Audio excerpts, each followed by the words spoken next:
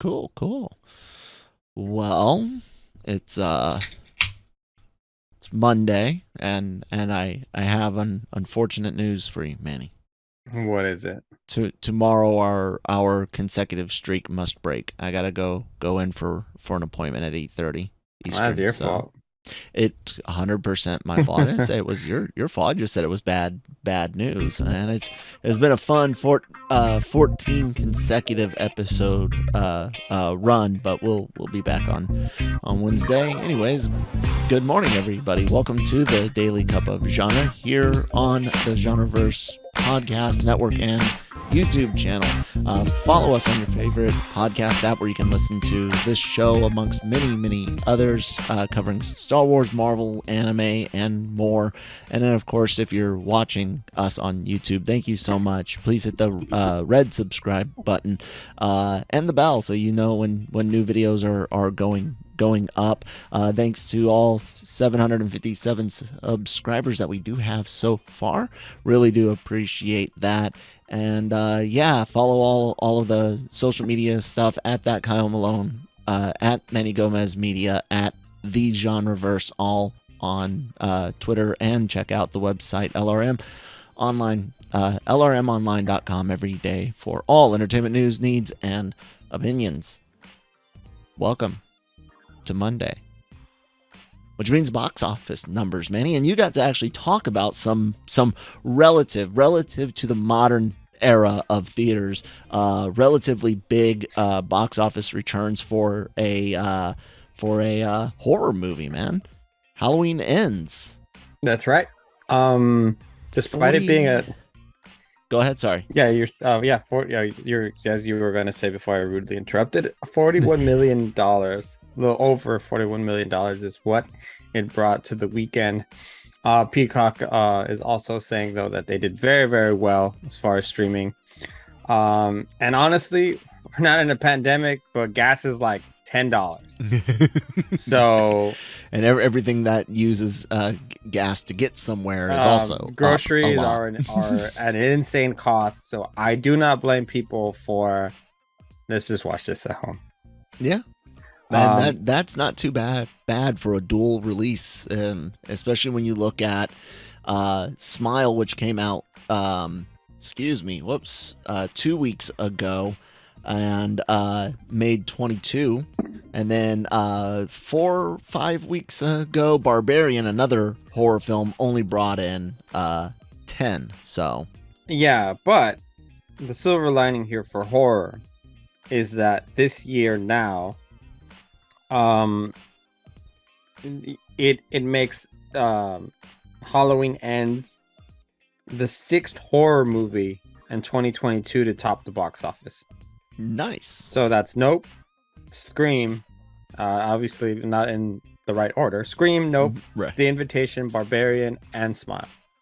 Nice. 6 horror movies this year have topped the box office, meaning people still love their scary movies, and that makes me happy. Yeah. Although, I was just gonna say, Nope made 44.3 on its opening weekend, and that of course is a final number, while this one is currently sitting at 41.2. So really close for that, and for this to be a threequel, for opening weekends for a threequel, that's and one that's dual release, like this is a good thing. Yeah, and then also it does help Halloween Ends. Its budget was like 30 million.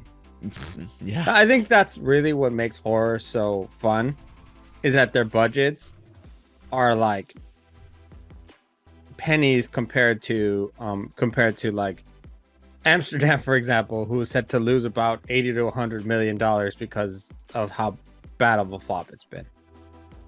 Yeah. So it also tells you what franchises people love, and I mean, also like people just like going to the movies and getting scared, I guess. Yeah. The world is scary enough, so let's go get this in this outer world experience a little bit. The only bad part about this all was the fact that this is the lowest performing Halloween movie of the trilogy. Halloween, the original the first one in this trilogy was over 70. Oh, Universal, you suck so bad for that crap. Did over 70 million. The second Mm. one did over 50, and the third one we're teetering right now at 41, and hands down it sucked. So I'm not even gonna sugarcoat it. Bravo for saying it, because we had just talked last week on how some critics, some reviewers, both professional and just YouTubers and stuff, and by professional I mean those that publish in like get published in bigger things, but that some might be afraid to say, hey, something sucked, because studios might not want them to review things again. But did you get a chance to watch it? We did. No, as soon as you said it sucked, it dropped it down on my watch list dramatically, because while you and I differ on several things, I know there's a lot of things that we do agree on, and we've kind of had similar feelings on Halloween so far. So when you were just like, nah, man, I'm disappointed, or it sucked, however you worded it there in your tweet or Instagram post, anyways, it dropped down on my list. So without spoiling anything, why does it suck, Manny? So I definitely turned into Jason Goldblum. For a few minutes, I went, excuse me, you are planning to have Michael Myers? You mean Jeff Goldblum? Yeah, Jeff Goldblum. Sorry, it's early. Yeah. In your Halloween film? Hello. Yeah. Yeah. So, that's a problem, because that's what everybody's here to see. Big problem. And I will tell you that because I feel that at this point the marketing has been a bait and switch. And let me just ask you. You haven't watched it, so I can ask you. Okay. According to the marketing of the film, what are we gonna see? You're gonna see the final showdown between Laurie and Michael. That's literally just the last few minutes of the film. Jeez. I mean, it doesn't take that long to build up to it. Throughout every Halloween movie, it always kind of follows, and this is most slasher flicks in general, always kind of follows the same thing. You've got the initial, either everything's okay or the aftermath of the previous movie. So as people are trying to adjust, and I know these movies take place in relative rapid succession, but then you move on to the killer killing, people loosely connected, getting closer and closer to the final group, and then you have your final fight, but with one that's supposed to be billed as the final fight. You would expect there to be less of some of that beginning stuff, more to just let's get to the killing, let's get to the prep for the final fight. Aha! Now let them fight. But here's your next problem. This movie's not even about Michael. Michael Myers is not the main character in this movie. Laurie is not the main character in this movie, and neither is Allison. What? Exactly. Is it a character that you've seen in the previous two movies? Nope. What? Please tell me it's not a checklist character, is it? Nope. It's okay. It's a. So the interesting thing, though, on its at least there's that. On its own, it might it might be a decent movie. Like, yeah, okay, it's not bad. But like if it was just like Halloween 4, not supposed to be a wrap up. Not supposed to be a wrap up. Not supposed to be a conclusion. This epic conclusion. Maybe. But the problem is that because of the fact that we're concentrating on something else, you lose every element that makes Halloween special. Because some of the things that make Halloween special is the pacing, which is very, very slow and but methodically slow. and the way he walks, the way he approaches targets, Yep. because it's slow, then very violent. Mm-hmm. The music that goes with it, the heavy breathing, the point of view cameras, the stalking, All important. yeah, Very Halloween. very movie much themes. a Halloween movie. And because of the way that they do this, it loses most of that. And Jeez. so as a fan of the franchise, you go in expecting a certain thing, especially with the way they've told you what it's going to be, the featurettes, the everything. And this is not that movie. That sucks. It's man. yeah, I can't defend it, and I don't want to. I thought that Halloween Kills was kind of getting off the rails a bit. I liked it. Don't get me wrong. It was all right.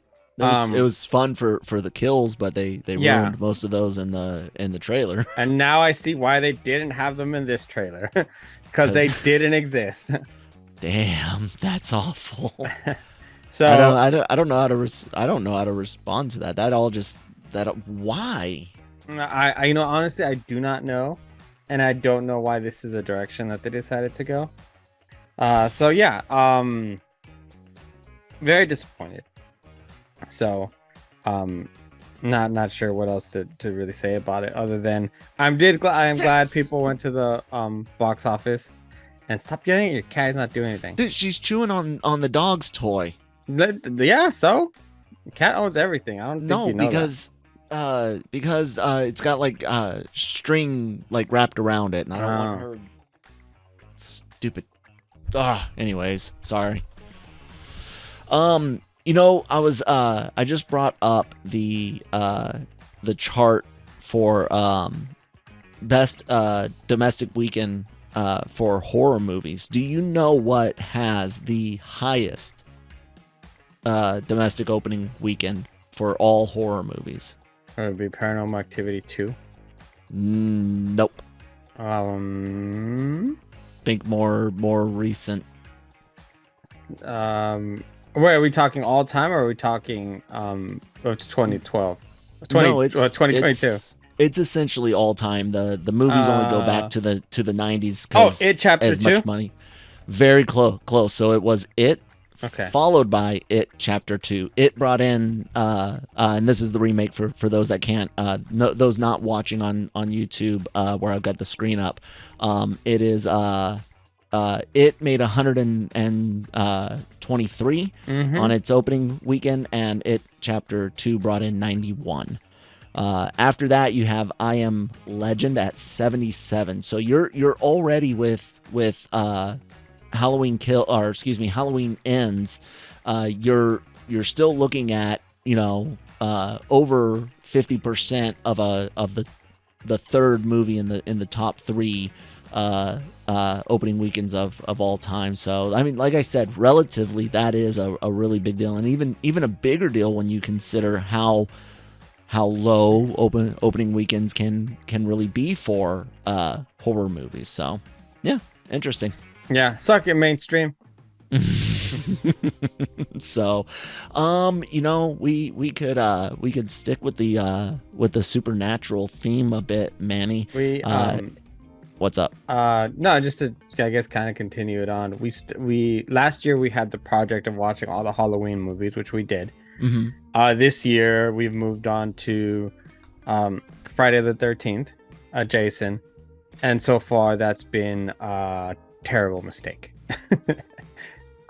Those movies are not very good, and the worst part is that we just watched part 2. And the entire part 2 of the original line. What we didn't realize is that the entire time he was gonna have like a pillowcase over his head, or a sack over his head, and the entire time I was telling my girlfriend, I can't take this dude seriously. He looks like one of the guys from Django. We're trying to kill him. I was like, well, I don't know what you want, but all I can hear is Jonah Hill's voice, complaining about about the bags and the eye holes. Mhm. I was like, I can't do with this guy I right now. think I think so Jason is most, but he's such an interesting character because he's famous for things that don't even really show up or happen in the first movie, you know. Yeah. Spoiler alert for a very old movie, 40 something No year old spoiler movie. alerts for a 40-year-old Um, movie. Exactly. The mom being the killer in the first one, like you say, it takes a while before you get to the iconic mask. I think the setting is more what's the word I'm looking for? Memorable. Camp Crystal Lake. Crystal Lake itself is more memorable. And it's things from the later movies and how brutal when Jason does finally, get to the Jason everyone thinks of. Hockey mask, big burly guy slaughtering promiscuous he teenagers. definitely puts on some weight. Although Yeah, I think so. Sorry, I was just gonna say I think people think more about Jason from the later movies, like 3 and beyond. Jason While you really think about Freddy from the first movie, you think of Michael from the first movie, but Jason is still up there on that, and Ghostface, of course, which we mentioned on Friday. But Jason is up on that Rushmore for a lot of people, but I don't think Jason had the greatest start. Well, I will say it does show progression though. Yeah, that's true. And so I was like, there's at least that. Then you know what? It may not be him now, but we're watching him develop, because in 2, he is very sloppy also as a killer. So that there's that. And I thought that was interesting at least.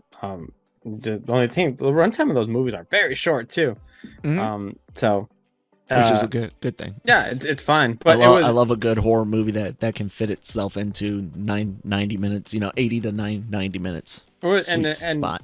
And I always find it interesting how horror movies can survive and thrive with no names attached to them, and also just very short budgets. I think that's one of the elements of horror that I think is really cool. That a movie like Saw or Paranormal Activity, Blair Witch Project, no name attached to it, can cost very cheaply and deliver the thrills that a horror movie needs to deliver.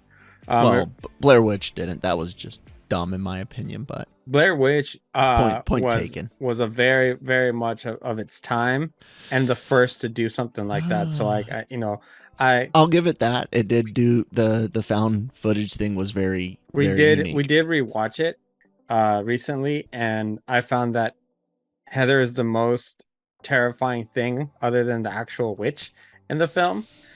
She's so freaking annoying. And then I could see why the other guys went crazy. Being stuck with her. Yeah, seriously. Man. But it is a movie that set up inspiration for future found footage films that we all love to this day. Well, I do. I love found footage films because it allows me to really engage a film like if it was real. Yeah.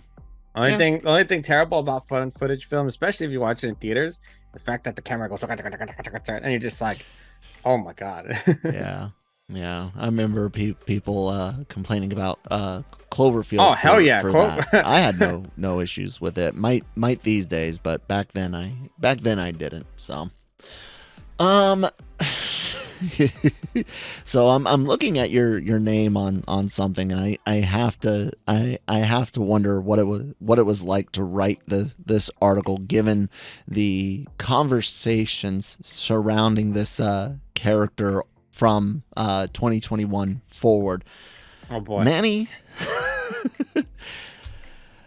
and let me preface this by saying, guys, that this character a while ago had like 3 or 4 storylines borrowed, where they were the key character in the source material for these storylines, and they were just cut out completely. And the fact that they were cut out is The fact that these storylines were so integral for this, or this character was so integral for these storylines, brain work. Everyone assumed this character would eventually appear. And then they didn't, and now we are hearing they might. Manny, want to talk about Mephisto? I mean, I don't really want to talk about him, but we don't Oh, really you have will you will for the show. we really don't have a choice. I was gonna say, yeah. Twitter's a buzz. There's some leakers and whatnot that are saying that Sacha Baron Cohen has been cast to play Mephisto in Ironheart, and he is the one responsible in the film for giving the Hood his powers, his supernatural abilities. Although in the comics, I will say that it is Dormammu. Dormammu? That I've come to bargain. That's the best part of that film. Trolling supernatural entities is awesome. I almost went on a rant about something completely different. But I decided not to. Yeah, so that's the rumor, and that he'll have a presence going forward, which is kind of confusing to me because so like, okay, if the case is that yes, it is Cohen that's playing him, or I don't know how it identifies, and it's in Ironheart where like that just doesn't seem like the right place for him. Like there's not a supernatural element there. I mean, I could see what they might be wanting to do, which kind of scares the crap out of me because it's so Doom, who steps in both science and magic, always in my opinion made a better Stark bad guy than Fantastic Four. He was a good foil for Reed specifically, and Sue especially. There's a lot of good dynamics there, but I think some of the best interactions, of course, were Doom versus everyone, or Doom versus Stark. Could they be trying to set up something similar where Riri, could help fill that up by first experiencing some magic stuff via the Hood, and them getting their powers from Mephisto? Could that be setting something like that up? I don't know, but that's the Hood is a weird character for her to be facing off again. I don't know if she did in the comics. I'm guessing probably. I have not read by the time she came around. I was not reading many Cape books at all. I just, so the way I would see it, the way I would feel like it would work would be, Mephisto does give the Hood its powers, but that's really it. And then he comes back for Agatha series. Maybe. I mean, that's kind of the most upsetting thing to me is, like I said, and I said this a while, I don't even care. Like, I'm not jumping up and down. See, told you, because I don't think I think if they go back and they say that he was indeed involved in Spider-Man and WandaVision and all of that somehow, some way. Spider-Man No Way Home borrowed from the One More Day storyline for which Mephisto was a big part of. Anyways, I won't get into details. If they go back and retcon it where he's like, yes, it was me all along, I'll be upset because I said back when it first looked like, Mephisto wouldn't necessarily appear in anything, that it was almost a disservice to the writers that had written the stories that dealt with the Wanda and Vision's twins, Mephisto and Wanda Mephisto, and Agatha Mephisto and Spider-Man. Like it was in my opinion almost like a slap in the face to their stories to be like, we only want this part, and that we want all of it except for the main character. And there was lots of things about, is it because of China and their supernatural stuff, and I was like, it's more nuanced than that. And it's case by case, and they could say yes or no to something with supernatural stuff on a whim. I didn't know, and so to come back, I almost hope that they'd say that he wasn't involved in any of those things, because it would just be a cheap retcon in my mind of correcting a past mistake. So I just don't know how I feel about Sacha Baron Cohen. I have not seen them in anything serious. Have you? Yes, I have. Well, I guess it's kind of serious. The Trial of Seven or something, the Chicago 7 on Netflix. It was in that, and there was something else too that I saw, and I was like, oh, you know what, pretty good.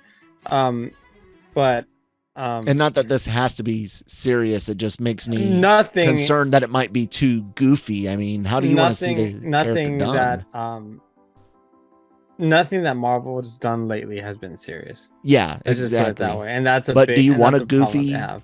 Do he you want was a in goofy he was in Mephisto? Sweeney Todd, the Trial of the Seven, and also Les Miserables. He was in that one. I don't like musicals. Yeah, it's because you're not cultured. Oh, I'm cultured. I don't think you know what culture being means. a weeb doesn't I'm make you cultured. In a specific time, anyways. Yeah. I will say though, there is that whole thing with Madison making the deal with the demon. Yep. So there's that foreshadowing a little bit. But who knows what demon it is? It actually, honestly, it would make more sense if it was just Dormammu and he's the one who actually comes back to get revenge on Strange somehow, or just takes it on Earth, you know. Yeah, Dormammu's not really demon though. I mean, he's extra dimensional. Yeah, he is supernatural, but this is like Earth demon. Mephisto's like Earth demon type stuff. Yeah, because Mephisto even kind of surpasses the MCU as far as the character goes. Yeah, I don't know. Right now I do not trust Marvel with much, and WandaVision is going to be not WandaVision. Sorry, Wakanda Forever is going to be a very interesting moment to see where we're at.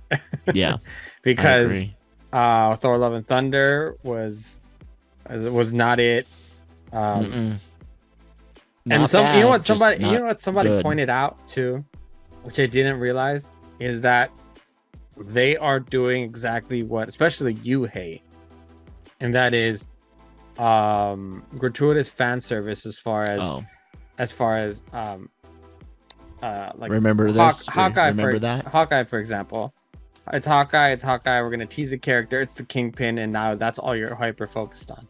Mm-hmm. She-Hulk did the same thing now with Daredevil. Mm-hmm. If they really believed in She-Hulk as a series on its own, they wouldn't have had teased Daredevil in the beginning and saved them till the second to last episode. Yep. And then we did that with Spider-Man, with Spider-Man. And so now they did get more screen time than I would have preferred, but yeah, they got more than I think some expected, but that's still more than I wanted for sure. so now what's happening is, for every Marvel movie, Marvel series, we're not focused on what's happening, we're focused on who's going to show up. Yeah, and that's kind of been Star Wars's issue as well. Especially for Mandalorian stuff, which is why I'm really loving Andor, just loving Andor, and this is coming from someone that is a diehard Star Wars fan. I mean, more so than others that say diehard. Like, I lived the EU, I played all the games. Like, Star Wars was life, and Andor begins such an EU thing where it's not about the next page that Luke, Han, or Leia shows up on, not about the next adventure with Lando. It's these ground level characters in the trenches of the rebellion or the early new Republic, as they're trying to fight off the remnants and the splintered off parts of the Empire and things like that. And I mean, dude, it goes to our conversation a bit earlier about the box office. The thing that really helped Halloween Ends is the fact that it's Halloween Ends, and again, it's you look at all these big box office things this year, and you've got Jurassic World, you've got Maverick, and because it came out so late in the year last year and made a big chunk of its money in this year, you can even kind of count No Way Home, released in the middle of was December 19th, I think it was. So you look at what is selling tickets, and studios right now are desperate to make as much money as they can to make up for lost revenue over the pandemic, try to fill in the gap not being filled by your subscription dollars, because oh boy, $15 a month does not go as far as you guys think when you would have spent, say, $40 on a movie alone. That's why Smile was going to be a dual release, and then they saw how the potential and moved it. That's why Knives Out is going to have a theatrical release. Yep. So it's a scary thought that we're just going to get more of that. And what's really mind-boggling is just how some can do it well, because whether I like it or wanted it or not, I think, and I said this on the night it came out, I think No Way Home executed its plan well. It landed that freaking albatross. It did, and that's a Rescuers Down Under joke for you guys that didn't catch it. It really did. I was not the one that movie wasn't for me. I hate Andrew Garfield's movies, and I have no real love for any of Maguire's except for the second one. I respect what they did, but they are a product of their time, like the X-Men films. I don't like the X-Men films anymore at all. They don't work for me anymore. So that movie landed it, but then you have like the Obi-Wan Kenobis and Book of Boba Fett's, where the cameo stuff doesn't necessarily land as well. Sometimes it does, sometimes it doesn't. But I think a lot of these are just gonna lean more into it. More Reddit fan castings, more cameos, and more stringing it along to the end of a series, so that way people keep coming back. Yeah, and that's really sad. You know that. Yeah. You gotta have a gimmick like that. But it's what people want, unfortunately. And so that's what's going on, you know? That's because everything new coming out today is relatively, not everything, but a lot of new stuff is just subpar. Everyone wants to be remembered of these comfort blankets. The funniest thing is, though, is people don't even want it to come from 30 years ago. They want stuff that's 15, 20 years old. Yeah, stuff that and the 80s, and of course stuff the 80s. That maybe wasn't considered very good then, and now all of a sudden it was the best thing. It happens over and over again. And I know it's probably a question for another day, but what do you think happened for Phase 4 with Marvel, that everything has to be very over the top funny, and you kind of lose any sense of serious topics, or serious moments, Guardians. Guardians definitely supposed to be funny. Yeah, but and it is, and they managed to have a lot of heartfelt moments in there, a lot of good serious moments in there. I don't know. It feels almost, and She-Hulk, of course, is different because it's not meant for 10-year-olds, but it feels that they kind of did what Lucas did with Star Wars and what Disney has done with almost everything except the sequel trilogy, which was a mess for different reasons. But Star Wars is aimed at 10-year-olds now. Screw everyone else. It's for 10-year-olds. Well, Andor, of course, not for 10-year-olds. And then Marvel seems to now. But here's the thing, dude. As I keep saying, that you're making things for kids. You're making things for kids, and then I'll look online and I'm seeing full grown ass, 30-year-old men and women simping for it, loving it, just slobbering all over it, and I'm like, okay, well, why? You know, why are the youngest of the millennials and the older Zoomers, why are they so willing to accept stuff that is so immature? And I'm not saying that all comedy has to be highbrow, guys. I'm a huge Kevin Smith fan, a massive classic Kevin Smith fan.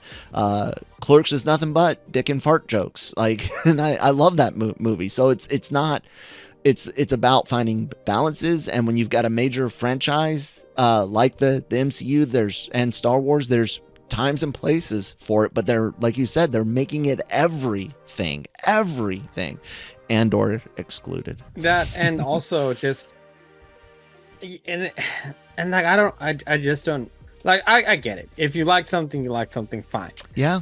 But it really speaks to the culture of what, how people perceive things, and it's kind of annoying, because for example, She-Hulk, and I know we keep beating She-Hulk, but I mean, it's the latest example. She-Hulk had terrible writing and did not have an ending. Nope. So I don't think it was planned to have no ending. I think that all that came around because of how bad the yeah. Anyways, Marvel Multiverse Mayhem for my in-depth thoughts on that. Manny, go ahead. yeah. I agree. I think that they lost their way along their writing process and said, screw it, we're gonna add this fourth wall thing, and that's how we're gonna fix it. Because I saw a couple of other sites put in pictures of the Hulk and Abomination in Hulk, and then Hulk and Abomination in She-Hulk, and the question was, how did we get here? And it is a very good question, because I mean, I don't know, man. It's and what did they do to just distract you from it all? They had Jennifer Walters ask about the X-Men. Yeah, that's really what happened, and to be that meta for a few minutes, and all of a sudden it's like, yeah, that's what we've all been thinking. It's like, just because as a fan you've been thinking that doesn't mean the TV show needs to be repeating your questions. They need to be answering your questions. Let's not forget that they put in the, hey, wedding episode right now. That would be real inconvenient, just like a wedding is. Ha ha. No, it's what's insane is Gal actually does have a few good writing credits, including one of the most popular Rick and Morty episodes ever, the Pickle Rick episode. I don't know how much writing credits for writing are nuanced, and someone can get credit for something and it end up in the end result not being as big a part. So I don't know how much, but I'm giving her full credit for having that writing credit of that episode and more stuff. But this, I mean, just go back to her interview where she's like, yeah, we wanted to do a big legal show, and then we all got in the room and realized we can't write a legal show. Yeah. It's definitely a conundrum, and again, we'll see what happens with Black Panther, man, or Wakanda Forever, because that'll be very telling to kind of get a better direction, because Thor: Love and Thunder was not good. And neither was She-Hulk, and neither was Hawkeye. I mean, what are we doing? I think the last show that I would Miss Marvel Loki wasn't very good. I say Moon Knight was good. I think that was Moon Knight was good, but it felt there were some issues in there. There were definitely some issues in there, but it was very it was the best thing since Loki for sure. Yeah, and then the way and their cameo at the end was very fitting and very much of the tale that they're telling, because we were all wondering if that other person was going to show up. Yep. And they did, which was kind of cool. They sure did. So I'm just because what we're doing here is just holding them accountable because of what they did the first 10 years. Look at what you did. Yeah. How far you've fallen. You know, no, seriously, I agree. Yeah, we're not bashing them just because we do not like Marvel. We're bashing them because we're holding them accountable to the great, pieces of cinema that they gave us, great moments, and how they've completely shredded those, and also the direction that they're going in, which is we don't know the direction. So I mean, by this point, I think there was some investment in. We have an idea of what the team might be. We knew that at least it was Thanos, and there's a plan coming together. Yeah, we just know Kang is now loose. Yet we've had several projects since he technically got loose, and considering time is not linear in the same way that we experience it in the real world, you would expect there already to be some more Kangness to some of these projects we've seen. And I honestly don't know how much Kang effect we're going to have after Ant-Man and the Wasp, given some of the leaks I've read about the story for that. I don't know, man. I really don't. It's yeah, and scary. So yeah, it's just, I just want to make it clear that we're doing it because we like the properties, and we want to see it do well. But changing Thor into dumb man really hurts his character, because you could have done it a whole lot differently, and then you such a disservice also to Natalie Portman. What's called her She-Hulk, Thor, Mighty Thor, because she didn't even get a reveal. It was just, hey, look, I'm already doing what I do, and it's like, no, you weren't just doing that 2 minutes ago. You just went to look at the hammer. Yeah. So, and then She-Hulk. Well, they said time jump, but She-Hulk deserved a whole lot better. I think that's what upsets me. I thought that it was great casting. I thought that everyone in that show potentially could have been, done way very, better. very, very well. And instead, this is what we got, and it's just bad writing. I agree. I can't put it any other way. Anyways, I think that will do it for today for sure, guys. Thank you so much for listening and watching. We really do enjoy having these conversations on camera for you guys. Join us in the comments down below. If you're watching us on YouTube, please, like I said, hit the red subscribe button. We've got shows for anime with Anime-Versal Reviews. We've got the Cantina reviewing Andor. Marvel Multiverse Mayhem has finished. She-Hulk, thank God, and we're moving on to news and rumors every week. We've got genre shot trailer reactions, AVR squared anime reactions on the YouTube channel as well. All the podcasts go up on all of your favorite podcast apps like Google and Spotify, Apple. Please leave us some reviews, especially on Apple.